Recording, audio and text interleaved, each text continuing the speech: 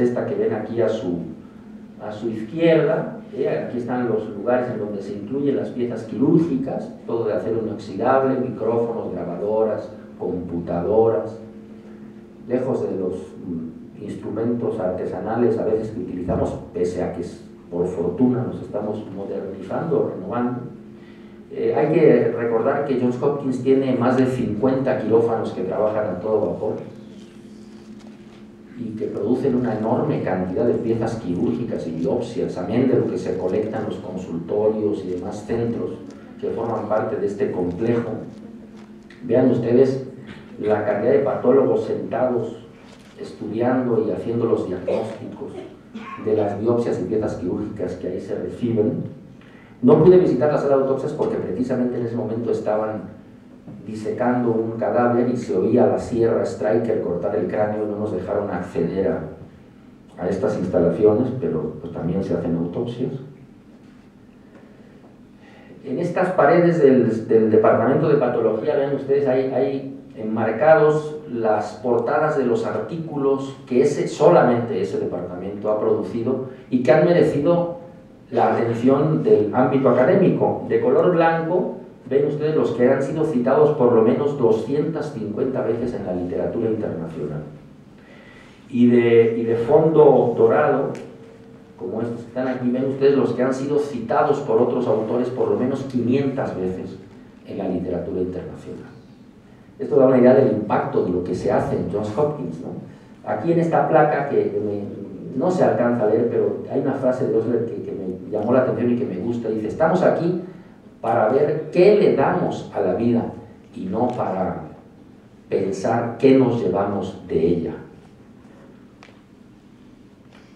Personajes y médicos famosos de ayer y hoy los hay a montones. Aquí ven ustedes ni más ni menos que a un trío extraordinario de la cirugía cardiovascular y de la pediatría, de la cardiología pediátrica. Ven ustedes al doctor Blaylock, a la doctora Helen Taussig, que era la pediatra, y al doctor, por decirlo de alguna manera, porque era el técnico que cuidaba de los animales del bioterio, pero que aprendió por puro interés personal la técnica quirúrgica en esos animales, sirviendo como ayudante al doctor Blaylock, el doctor Vivian Thomas, uno de los personajes favoritos del doctor Flores Parman, y que pues realmente desarrollaron técnicas extraordinarias como la fístula de Blaylock-Taussig, que se utiliza para paliar un tanto las alteraciones de los niños que nacen con tetralogía de Fallot. Seguramente el doctor Patiño siente una honda emoción al ver estos personajes que tanto le significan a él y que tanto nos debieran emocionar a todos, justamente si supiéramos la importancia que han tenido en la historia de nuestra profesión. Ahí ven ustedes a un hombre también extraordinario, no sé si ande por aquí el doctor Jaime, el genetista, el pediatra genetista, si no está pues se lo va a perder. Pero este hombre es Victor McKusick, el prácticamente fundador de la genética clínica, ¿no? Es un extraordinario personaje que murió recientemente, como pueden ver, y que lo ven ahí poniendo su brazo y su mano sobre las diferentes ediciones de su más famoso libro, La herencia mendeliana en el hombre, que es el catálogo de todas las alteraciones genéticas heredadas por estos mecanismos mendelianos, y que, como pueden ver, pues las primeras ediciones eran delgaditas, pero conforme se fueron describiendo más y más síndromes genéticos, pues las ediciones de su libro fueron aumentando en grosor, como es de esperar. Un hombre también extraordinario, un precursor del proyecto Genoma Humano. Todavía recuerdo en mi época de residente cómo iba yo ansiosamente esperando cada edición de una serie de artículos que él publicó titulados La anatomía mórbida del genoma humano, que aparecían en la revista Medicine, y que bueno, por ahí tengo guardados un poco ya como recuerdos históricos ante los avances tan espectaculares que ha tenido este tema recientemente. Y bueno, todos hemos oído hablar de la enfermedad de Cushing y del síndrome de Cushing. Harvey Cushing, de Connecticut, formado originalmente en Yale, fue alumno de William Halsted, el cirujano que ya les mostré, y fue pues, prácticamente el fundador de la neurocirugía moderna en los Estados Unidos y en el mundo prácticamente, ¿no?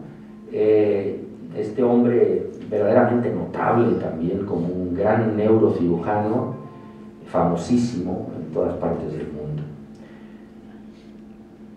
Y uno de los personajes, no médico necesariamente, fue esta mujer negra, que murió muy joven, a los 31 años, como pueden ver.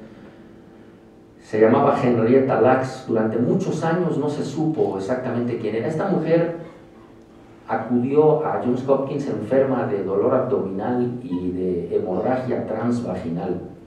Y al examinarla, los médicos detectaron un cáncer cérvico-uterino del que tomaron unos fragmentos para su estudio histopatológico y sin pedirle permiso para cultivar esas células, ¿no? Dado que en ese momento se echaban a andar las técnicas de cultivo celular.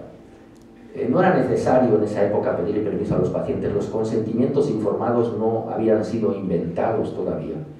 Y bueno, esta mujer, Henrietta Lacks, murió porque el cáncer era extraordinariamente agresivo en poco tiempo, y a pesar del tratamiento con radioterapia, con braquiterapia, se extendió a todos sus órganos abdominopélvicos y la mató en poco tiempo. Pero sus células fueron transferidas de los cultivos originales a otros cultivos y así sucesivamente, y hoy están en todos los laboratorios de biología celular y molecular prácticamente del mundo. Son las células HeLa que, pues cerca de 70 años después, siguen vivas, confiriéndole a Henrietta Lacks lo que Rebecca Skloot en su biografía ha descrito como una extraña forma de inmortalidad. Ahí la ven con su esposo David. Posiblemente él fue el que le contagió el virus del papiloma humano.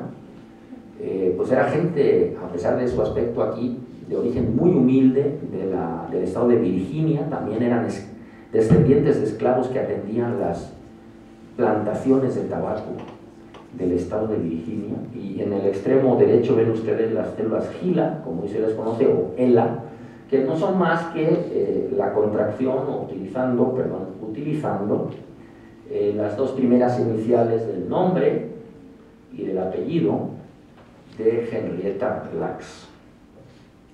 Bueno, Johns Hopkins es el mejor hospital del mundo, en términos generales. Desde luego que no en todas las áreas, ¿no? Pero en términos generales es el mejor hospital del mundo, y cosa asombrosa, ha sido los últimos 21 años el número 1 de los Estados Unidos, tanto en los aspectos asistenciales como de investigación, y particularmente en los aspectos de enseñanza de la profesión, de sus programas de residencia. Hay una compañía informativa que se llama Just News, que cada año publica una especie de lista de los mejores hospitales. La última, que es la del año pasado, ubica a Johns Hopkins en un aparente segundo lugar, prácticamente un punto menos que el Hospital General de Massachusetts, el Mass General, pero esta es la primera vez que cede un puesto en el marcador, porque el resto de los años siempre ha permanecido en primer lugar, ¿no? Un hospital que obviamente ha dado premios Nobel, ha destacado en numerosos ámbitos. Es extraordinario. Uno se pregunta ¿por qué? ¿Por qué es posible eso? ¿Por qué se dio ese fenómeno que llamamos Johns Hopkins? Y el otro día, pensando sobre esto para venir hoy aquí, creí que tal vez la clave está, una de las claves, seguramente hay varias que no alcanzo a tener claras, pero sin duda una de las claves debe haber sido la idea integral desde un principio, que no era suficiente con hacer solo un hospital, sino que era indispensable crear todo un sistema que incluyese desde la formación del médico hasta la formación de posgrado y la creación de especialistas. Si ustedes voltean, porque es inevitable voltear hacia nuestra situación actual, nosotros no hemos sido capaces de entender esto.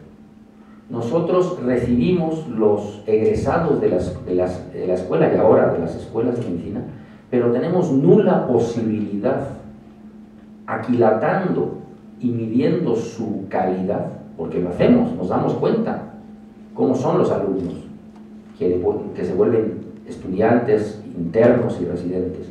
Somos incapaces, decía, de influir en lo más mínimo en los planes de estudio de la escuela de medicina. Ese es una grave limitante para mejorar, para crecer. La escuela de medicina, a su vez, salvo raras excepciones, ignora, ya en el campo práctico de la profesión, cómo se desempeñan sus egresados. Tiene una idea vaga, posiblemente. En algunos casos, y siempre hay excepciones, podrá ser una idea precisa, pero en general permanece aislada del campo en el donde ejercen la profesión sus egresados. Eso es grave y debe señalarse. Me pregunto por qué no lo hemos logrado nosotros, ¿no? Y en este sentido yo quisiera leerles algo que escribí en estas colaboraciones que realizo cada semana desde hace más de 5 años y que aparecen publicadas todos los domingos en el Heraldo de Aguascalientes. Escribí algo precisamente cuando escribía sobre Johns Hopkins a mediados de 2010, poquitos meses antes de que entrase en funciones la actual administración gubernamental. Dije lo siguiente: aunque los antecedentes, la cultura, las condiciones sociales y los personajes son muy distintos a los que tenemos en nuestra propia comunidad y gremio profesional, creo que los médicos debemos conocer y analizar estos hechos, pues arrojan luz sobre una multitud de cuestiones relativas a la calidad humana y profesional de los actores sociales, el nivel de la profesión médica en nuestro ambiente y el papel que podría jugar una medicina pública menos atada a las condicionantes económicas y políticas que tanto la limitan y pervierten hoy en día. El momento no podría ser más oportuno. Hoy en Aguascalientes estamos frente a un hecho que, en el contexto de la salud pública y la historia de la medicina local, tiene singular relevancia y puede representar una oportunidad para que nuestra sociedad dé un paso hacia un mejor nivel de atención médica. Me refiero a la construcción del nuevo Hospital Hidalgo. Siendo contemporáneos de un hecho como este, es muy difícil aquilatar su verdadera importancia y el impacto que podrá tener en las futuras generaciones. Aquellos que lo minimicen corren el riesgo de subestimar su valor y quedar al margen de un suceso histórico. Los que, a pesar de todo, sigan creyendo que se trata de un hito en la historia médica de nuestra comunidad, pudieran pecar de ingenuos. Quienes tuerzan el propósito original del nuevo hospital para lograr sus ambiciones personales y de grupo, habrán cambiado la mejora de la salud pública y la superación de la práctica y la enseñanza de la medicina en Aguascalientes por la triste satisfacción de su codicia. La verdad es que no hay forma de saberlo.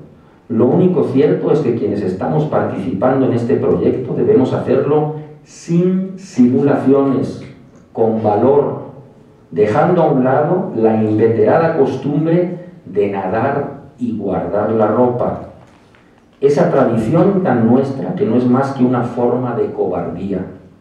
Es también la oportunidad de manifestar abiertamente nuestras convicciones e ideales, si los tenemos, en un tiempo y en un lugar donde no es costumbre hacerlo. Cuando en un momento de la historia de una sociedad coinciden y se suman la altura de miras, la cultura universal, los conocimientos médicos y científicos de avanzada, la voluntad política y la generosidad de la clase adinerada, se puede construir y operar un hospital como el Johns Hopkins. Si falta alguno de estos elementos, lo que se obtiene siempre es una institución de menor, a veces de mucho menor, valor y calidad. Hoy está en las manos de esta sociedad que se considera de la gente buena, decidir qué tipo de nuevo hospital público desea para sí misma y para sus hijos.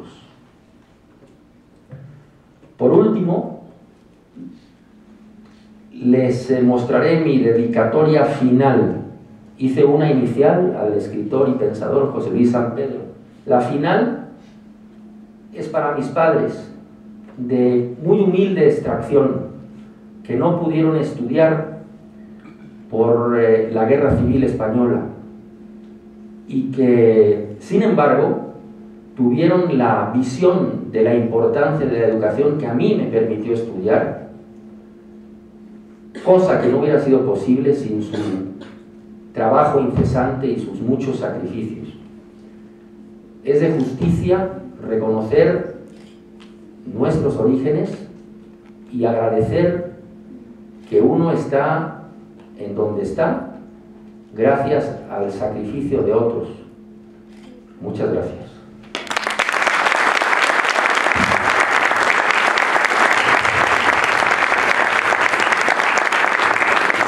¿Algún comentario sobre el doctor Miguel? Pues muchas gracias, Luis. Muchas gracias.